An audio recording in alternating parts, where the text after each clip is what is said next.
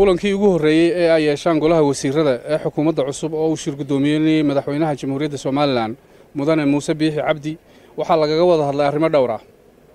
kulankaas waxaa ka qayb galay 31 xubnood oo ka mid ah 32 xubnood ee golaha wasiirada kuwaas oo ah 23 wasiir iyo 9 wasiir ku xigeen. madaxweyne Muuse Biixi Cabdi wuxuu kalfadhiga ka sheegay in xukuumaddan cusub hiigsigeedu uu saldhig u yahay ballanqaadyadii xisbiga kulmiye iyo barnaamijkii xisbiga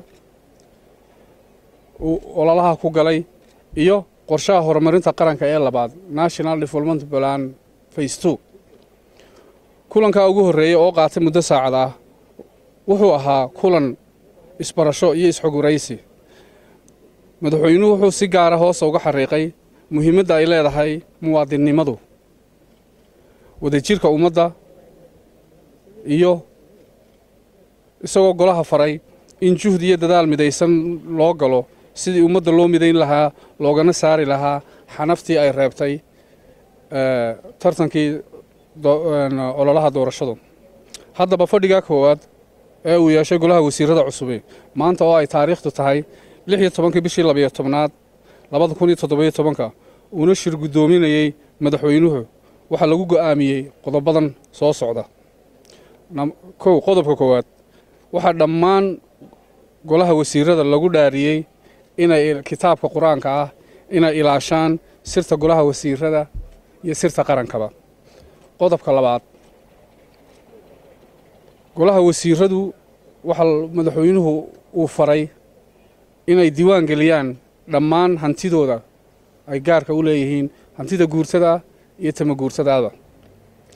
qodobka saddexaad in dhammaan golaha wasiiradu ay keenaan xogta shakhsiga ah ee sharcigu ku waajibiyay ee looga baahan yahay oo dhammaystiran.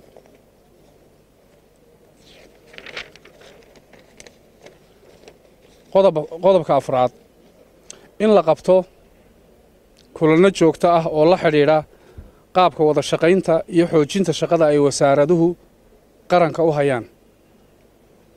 qodobka shanaad in dhammaan gobollada dalku ay u sinaan doonaan cadaaladda iyo horumarka iyaguna ay xoojiyaan gobollada laftoodu wax soo saarka iyo dhismaha qaranka. qodobka lixaad maadaama ay wasiiradu yihiin mas'uuliyiin qaran oo loo igmaday xil qaran waa inaan loo arag oo aanay ummaddu u arag wasiir qolo mid qoys iyo mid qabiil toona. sidaas darteed waxaa reeban in wasiiradu ay ka qayb galaan casuumado beelaysan oo wasiirka ay beeshiisu si gaara ugu maamuusayso. wasiirku wuu ku qayb geli karaa casuumado lagu maamuusayo ama lagu hambaleynayo golaha wasiirada oo ay saaxiibadiisa kale ay ka soo qayb galaan, laakiinse waxaa reeban in wasiirku uu ka qayb galo xaflad beeshiisu ay qabanayso isaga ku maamuusayso, sababtoo ah wasiirku waa wasiir qaran mid qolana maaha. qodobka toddobaad ee ugu dambeeya ee uu madaxweynuhu golaha wasiiradu shirkii uu gudoominayay la isla gartay la go'aansaday waxa weeye in xafladaha xil wareejinta ee mas'uuliyiinta cusub ay kagala wareegayaan xilka qaranka mas'uuliyiintii xukuumaddii hore ay reeban tahay in lagu qabto meel ka baxsan xarumaha dawladda. wassalaamu calaykum waraxmatullaahi wabarakaatuh.